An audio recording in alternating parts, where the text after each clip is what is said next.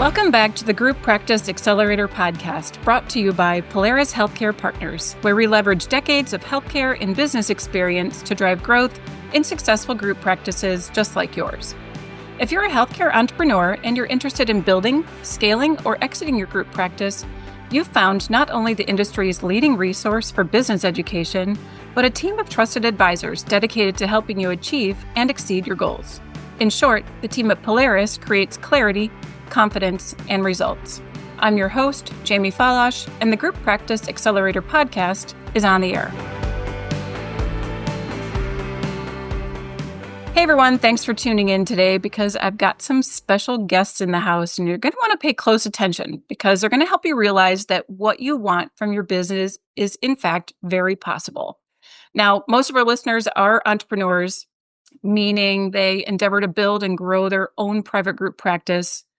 They want operational success, high-producing associates, a well-oiled team that knows how to tackle speed bumps as they come, and then shift gears when you need to, because we all need to. And then all of that mix delivers the cash flow and the business that you strive to achieve. Well, today's guests have proven that you can build your own successful group, and they want to share with you how they've been able to achieve their success. Now, we all know success never comes without mistakes made along the way, so they'll share advice not only on what they did, but maybe what not to do along your journey as well. So bringing a depth of experience from private practice as well as a corporate world, the founders of Pathway Dental Group knew they wanted to establish a middle ground where docs could simply and arguably most importantly, be dentists and deliver the care that they feel passionately about. So here with me today is the founder and CEO of Pathway Dental Group, Dr. Sten Ericson, along with Jennifer Paxton, COO, to share their story and some best practices for the growth of your business. Sten and Jennifer, welcome to the show. Welcome. Thank you very much, Jamie. Yeah, we're really happy to be here. Can you tell us a little bit about your practice today? Go ahead and introduce yourselves, and then we'll start talking about your journey. Sure. Yeah. So I'm Sten Ericson. We have Pathway Dental Group. We're in Santa Barbara County in California. We have 3 offices right now and 5 doctors, including myself. I do not work clinically hardly at all anymore. Neither does Jennifer. I'm sure you can talk about that a little bit more. But that was a little bit of a journey in itself, and we can talk about that probably later in the podcast. But we have all 4 of our other doctors are partners, and they've earned equity, and Jennifer has too. And so we have been focusing the last few years on getting them to act and think and have meetings and all the stuff that partners do kind of together. So we're kind of trying to build a team of leaders and partners together. And it's been a journey, let's say that. Those partners and leaders are really the driving force, as are you, of course, because you're in the mix. So Jennifer, how about you? Good to meet you. Yeah, thanks for having us on. Yeah, my name is Jennifer Paxton. I am the COO of the group. I have come with 25 years now of experience in dental and I've done all of the roles. So from a team standpoint, I went from the bottom and worked my way up. So I'm not asking our team members to do anything that I have not done myself. And, we've grown our team obviously over the years. It used to be just a team of Sten and I, and obviously it is much larger than that now. We have on-site team, we have remote team members, and we've branched off into adding a couple of businesses in the mix. And so here we are. All right. Well, it sounds like you've had a pretty dynamic growth journey, according to what I know, and one that I think our listeners are going to identify with as well. So I'll frame this as, how have you chosen to grow the group over the last 10 years? I know that's a really broad question. There are probably a number of different rabbit holes we could go down there too. But what were some of the ways that made that possible for you? What were some of the resources that you found to be most useful? Yeah, I think our strategy is probably best summed up as blind ambition and trial and error. A lot of the things we didn't go into this whole plan and have a perfect idea about where we were going to be in the end. I know that, for me, I knew I wanted something bigger when we had our one practice. I ended up merging one practice with my existing practice very, very quickly within months after buying it. Then it kind of started out a little bit of a trajectory for me. And I even though it was very stressful and very time consuming and then we made a lot of mistakes and very costly mistakes at the time, I knew I could kind of see the light a little bit. And I realized that there's something here, and I wanted more of it. And so We went on and we actually we bought a second practice, and actually the practice that I located, and it turned out to be a practice that Jennifer had her dental career start in, which was kind of a nice little shoe in, which worked out really, really well. And so the people, when I started talking to the owners, then and they knew that I was working with Jennifer, that was a huge asset for us too. So that really gave us a good little springboard there. But really, we've just been growing through acquisition, sometimes finding it on our own, and sometimes finding it, through brokers, things like that. And what we've done in all three practices is actually, we bought one practice initially, and then we've merged, two, sometimes three practices into those practices to try to kind of grow them a little bit faster than we could just with our own, blood, sweat, and tears. So that's been our strategy. It's nothing earth shattering, as far as the acquisition or as far as the growth plan. I think where we've really started to mature, I think, is kind of in our operations and our training and things like that kind of over the time. But our trajectory from there to here and kind of beyond, I think, is still going to be kind of really targeting these kind of smaller to medium sized acquisitions and seeing what we can do as far as a little bit of a turnaround project to kind of really take these practices that are underperforming and seeing what we can do with them. Well, and you mentioned the word blind ambition, but I'm Yeah. going to focus on more of the ambition part of that because you really have to have that passion and that desire to grow what you want. And who knows what they're doing when they start out doing this? You can have the best strategic plan and run at it head first and think that you're well prepared. But obviously, you knew to access resources. You were able to shift with your trial and error process that worked out wonderfully for you. And now you have this model that works well. Obviously, we can all pivot when needed. But Jennifer, I'd love to hear your perspective on some of that growth from an operational point of view. Yeah, I saw many years ago, I mean, 15, 16, 17 years ago at this point in time, that dentistry was going to be shifting to group practice. And I sought out to gain some experience in that. I actually left the practice that Sten was referring to and moved across the country to gain some experience in group practice. Medicine has gone in a group practice direction for quite a number of years now, but I was seeing the struggles of being a single doctor owner and trying to cover all of their bases and overhead expenses and everything else that goes along with that. So I very much had, group practice in mind when Sten and I started working together, but that of course doesn't come without its challenges and struggles. And, in dentistry, I think it's still very polarized from the perception of a practice, both from a patient standpoint and from a team and doctor standpoint, where a lot of people still see that you have that single doctor practice where it's very closely held and patients are the first priority, or you have corporate dentistry and that there's nothing in between. So we have really worked towards bridging that gap and showing that there can be something in between and that we can pool our resources together. And that's what we've done for all of our practices, and it was not an easy transition by any stretch of the imagination. It is a shift from the way that a lot of teams and doctors work, but now they really do see the benefit of that. And, at this point, with our team training programs that we have in place, we have only one of our team members of our entire team, both on-site and remote, that came to us without any dental experience. So we've built out a training platform that has allowed us to hire without dental experience, to have them onboarded within 60 days and be participatory members of our team, which has been a crucial piece of this for us. Before we were handcuffed like everyone else, waiting for the unicorn dental assistant to come in who has all the experience, who's going to run your schedule, read your mind, and be able to go from there. And it's worked from our doctor standpoint as well. We have found, whether it's someone who is coming to us with experience or a new graduate, doctors have their challenges also. We've had experienced doctors working in practices where they never had to do a treatment plan or do an exam because they were just doing the treatment that the owner doctor left over for them. So they needed those skills on how to communicate with patients. So we treat our mentorship of our doctors the same way of like, hey, what do they need to be able to be successful? And now they're using each other as the point of resource for it. So it's a very collaborative environment that has taken, quite a bit of time to build, but it's part of our culture now. Well, and what a beautiful asset you've created too. That goes far beyond the day-to-day operations, the tasks we've all got to achieve on a daily, weekly, monthly basis. I mean, you've created that training program that enables you to bring somebody from outside of dentistry into dentistry. That's a huge accomplishment in and of itself. So, something to be proud of, and I hope you that you are. Obviously, it's part of your success picture. And I would love to hear more about some of the processes and systems that have been most effective for you along the way, and thinking of that in terms of recruitment and retention and even equity plans. I know you've worked a little bit with Polaris on some of these things, but I'd love to hear a little bit about what's worked for you. And then after that, maybe we'll talk about what didn't work.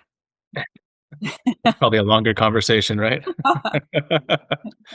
Yeah, I'll let Jennifer kind of expand on this a little bit more than I will. But from the operations standpoint, the mentorship and really kind of that's my 100% focus right now. Now that I'm not clinical, and so my focus is really pouring myself into my doctors, and that has been something that I never really had going through my career, and it was really out to me to kind of seek out a lot of these mentors and people here and there. And I did a lot of CE and have a lot of high level clinical mentors and things like that. And, definitely some people on the business side, and DeWalker being one of them for sure, who heads up Polaris, obviously. But I don't think a lot of dentists have that. And I think without kind of really seeking out true mentors and paying for them, honestly, it's really hard to get a situation where you're really supported from people that have your best interest and really kind of have the same goals as you and really want to see you kind of go to some place that you want for yourself. And so we really, really work hard with our doctors and team. And I'll let Jennifer talk about more about that, but with the doctors about, hey, where do you want to be from a financial standpoint? Where do you want to be from a family standpoint? Where do you want to be from a buying a house standpoint? Let's work backwards.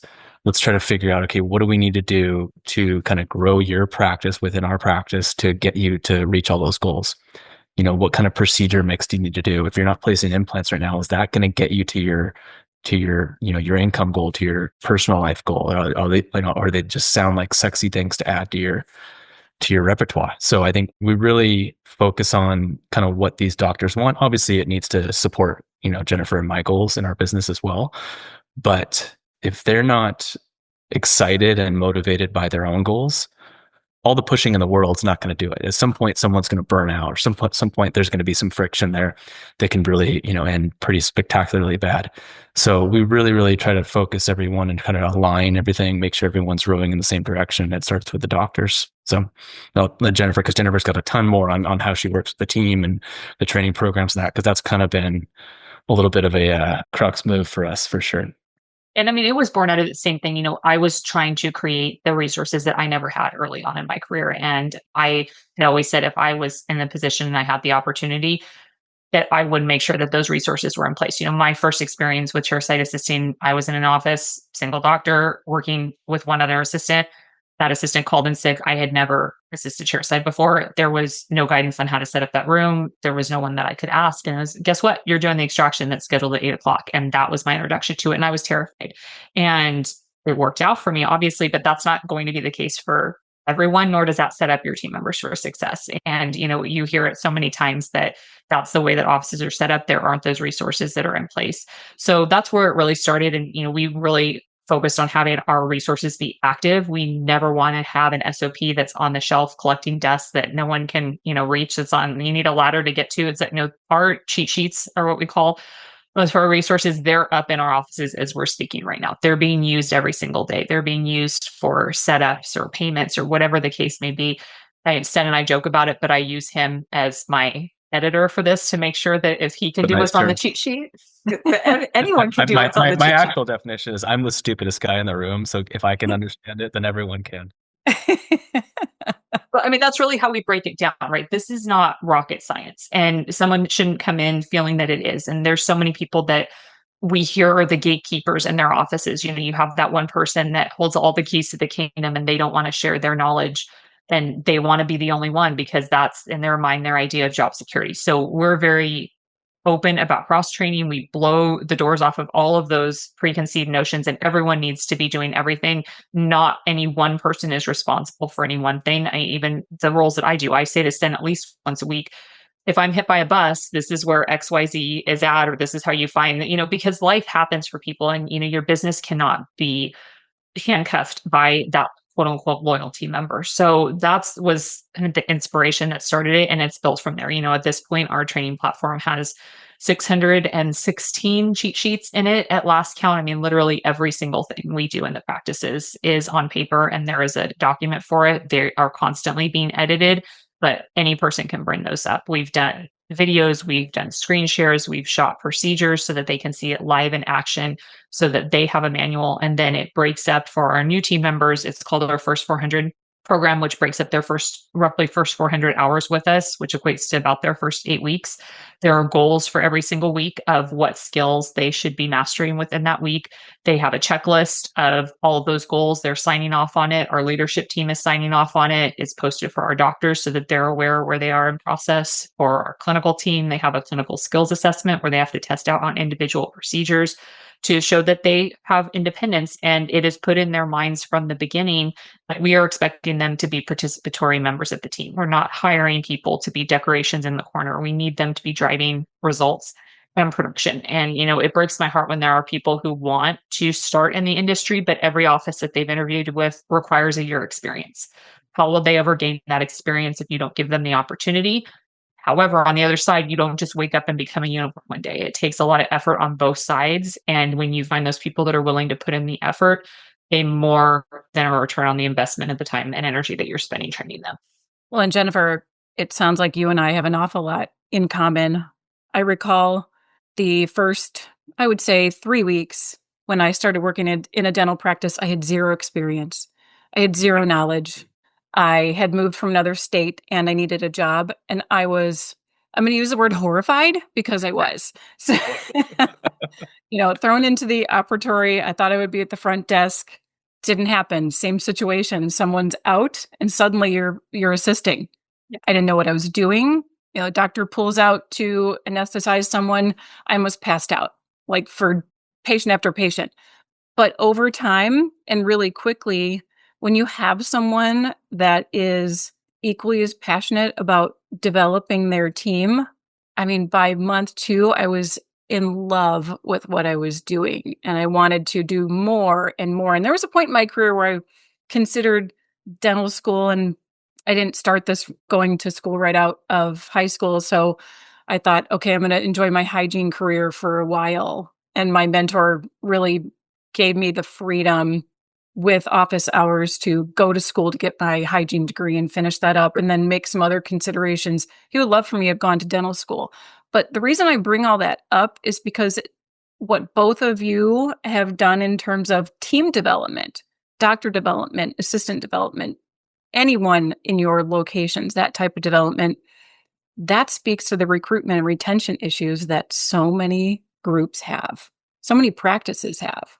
So when you've got that kind of camaraderie within your locations, I think that is what keeps people around, Well, honestly. and we have to be prepared for people to move around also. I think that again is something that so many dental practice owners fear, and they're just trying to keep the team that they have because they know they don't have the skills, the tools, the resources to train somebody else. And so, when they want more money, when they want more days off, whatever it is, you're just constantly, they say jump and you're saying how high because you're just in this cycle of fear. We have had more than one assistant. We have two actually right now that were assistants with us that are in dental school. We've had assistants move on to hygiene school. We live by a military base. So we have 3 of our team members actually right now that are military spouses. And we know that they will only be with us for 2 years before they're transferred to another location. And we've never shied away from hiring someone like that because those have been some of our hardest working team members. We also know we are able to onboard somebody else. You're never going to win out against someone's life changes. People have babies, they move, things are going to happen. It doesn't mean that they're not loyal to you, but you have to be prepared and not let your business be sacrificed because of it. Exactly. And one other thing we have in common, we both love a good SOP, because by putting those in place, and you provide that, it's almost a sense of comfort to your team members. All I have to do is go and look here to figure out what I'm doing for today, how this process goes, how we provide that continuity of care so that everyone isn't choosing their own path and creating disruption within the practice. Things run more efficiently. It affects your cash flow. So having all of that in place is really critical in my book as well.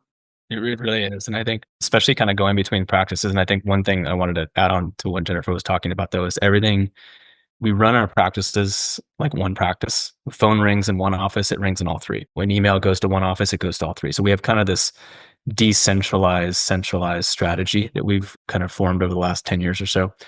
But, even with the SOPs, We call them cheat sheets in our training program, things like that, just because I think the SOP was a little bit of a dirty word for a long time. Yes. But they're all digital, they're all searchable, and we did that on purpose because we didn't want version 6 to be in one office and version 5 to be in the other office, things like that, or if one person wasn't following the right protocol, because all of our team members are going back and forth between the offices, including our doctors. So a little bit of that was a strategy in cross pollinating the culture, and I think it did work for a long time, and I think it is still working.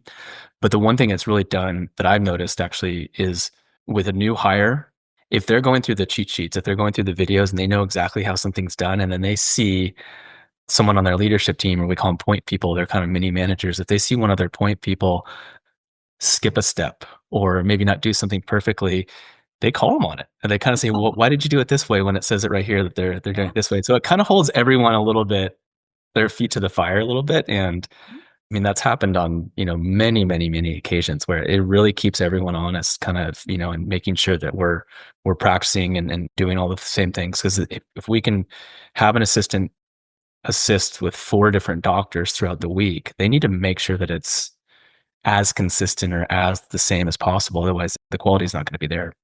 It's held our doctors' feet to the fire as well because, so many doctors come in and they do every procedure a different way. And this forces them to standardize what it is that they're doing and what they're calling out and what they're using. And, we realize that time and again that they were starting every procedure from scratch. Like it was a brand new exam, it was a brand new prep.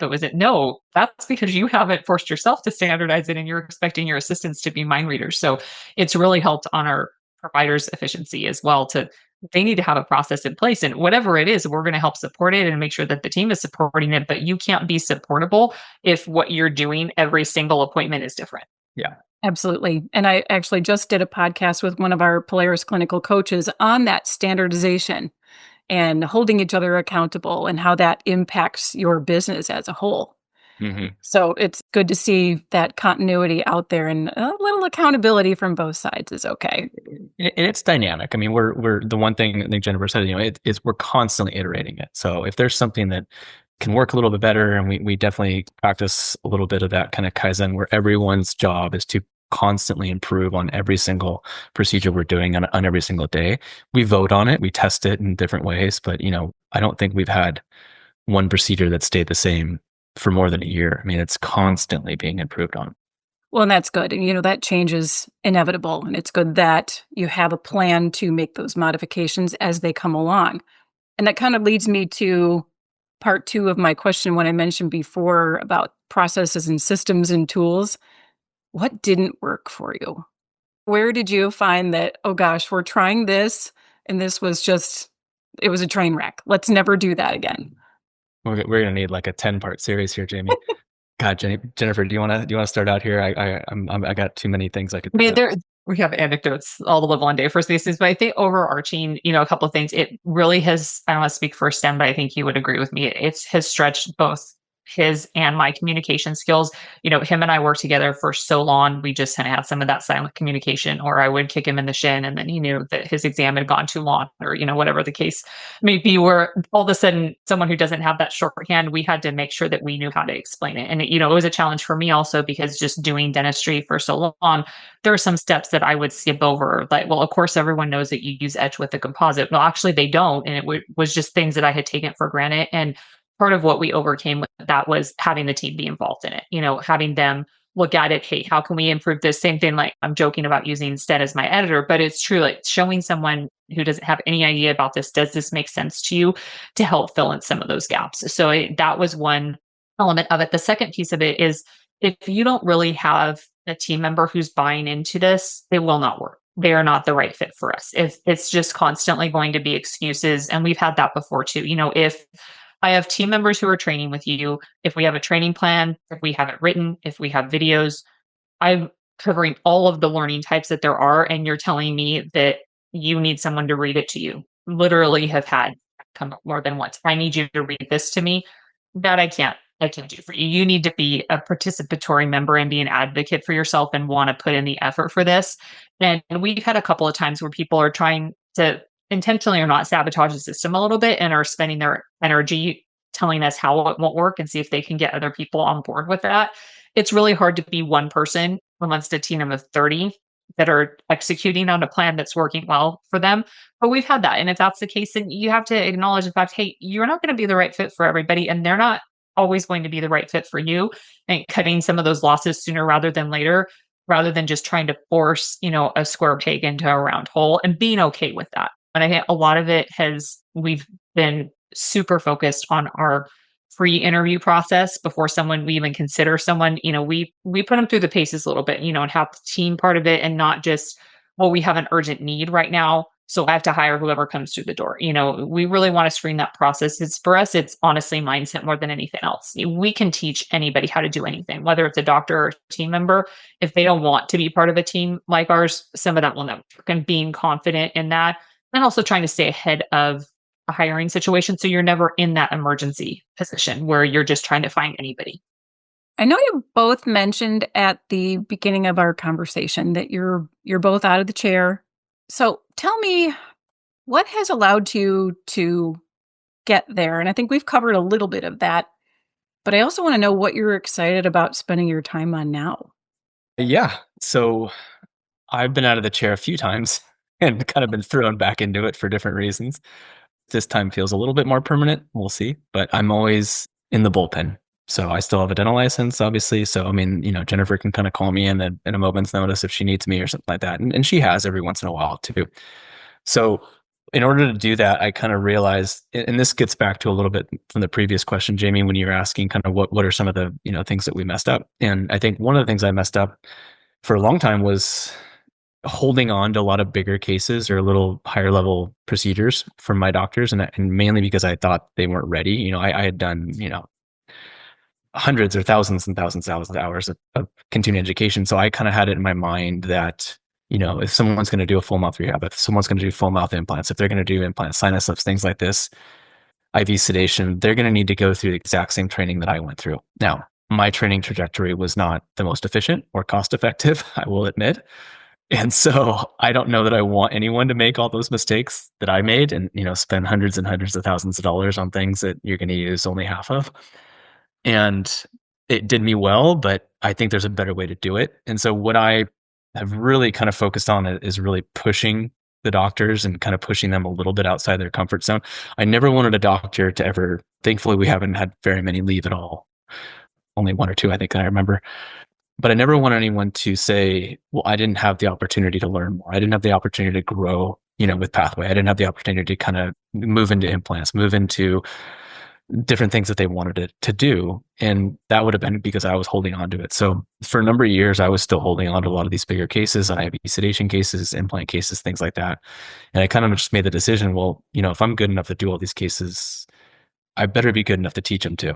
And so I kind of took that approach a little bit. Like if I'm really telling myself that I'm good enough, then I better walk the walk and really, really start to kind of train them to be up to the level that I'm comfortable letting them kind of go off on their own, all these procedures. And so that was a mistake of mine for a long time. And I think it's been something that's really morphed into now my primary focus in what I'm doing. And so constantly, I mean, every day I'm talking with doctors. I actually was just on Slack 2 seconds before we were on this podcast, kind of walking a doctor through a case that we kind of set him up for. It's a little slightly bit outside of his comfort zone, but they have me in their back pocket, and I'm not afraid to go in there and glove up and be chairside with them, and I can be the assistant or they can be the assistant, and we can kind of work together. So that's been my primary focus. Obviously, there's the managerial and the kind of leadership tasks that I have throughout the business, but the mentorship and really working with the doctors and seeing them become way more than they ever thought possible is really, really exciting. And for doctors to come to me and say, well, I never thought I'd be doing this case 3 years ago.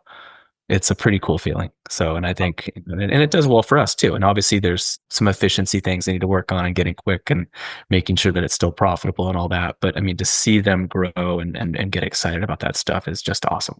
Yeah, that's the exciting part of it, is to watch that development, and Yeah. then you can sit back knowing that you provided that development and it's enriching their career. It's kind of moving that forward. Yeah. I mean, we're at least providing the opportunity. And I think an opportunity that people wouldn't get otherwise, and not to say they wouldn't get it anywhere, but I think it's very hard to find. And we're at least giving them a way to give that opportunity. It doesn't work with everyone. Like Jennifer said, if you're not motivated to do it, no pushing or mentorship in the world is going to fix that. But if someone has, the batteries included, we're going to be here and we'll make the path for them.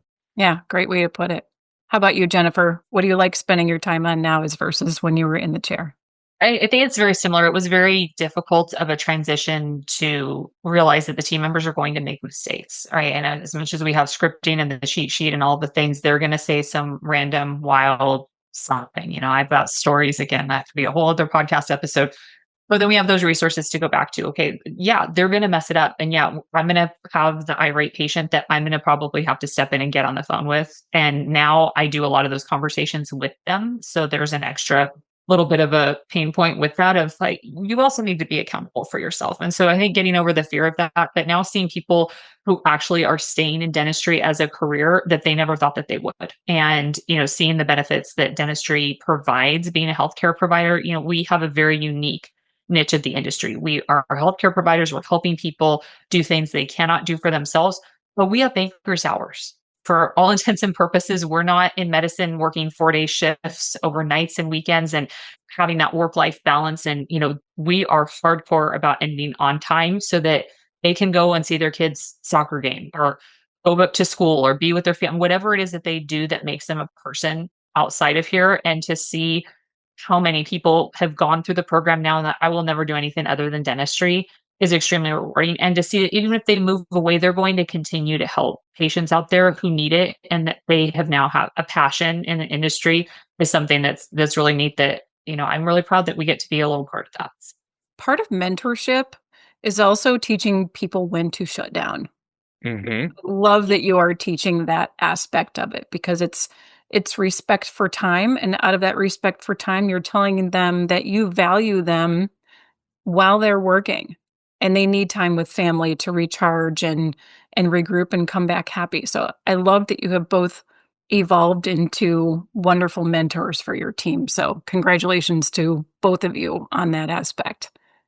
Okay, so let's put a bow on it. What were the for each of you, like what were two of the biggest lessons you learned along the way that you would like to share with other people that are building their own group practices? One of the inflection points for me was definitely something DeWalker helped me with, and I'll be very upfront with that. And that was really making the shift from making decisions and thinking about my business instead of like an owner operator, but more just an owner. So if I was an investor in my own business, how would I make this decision?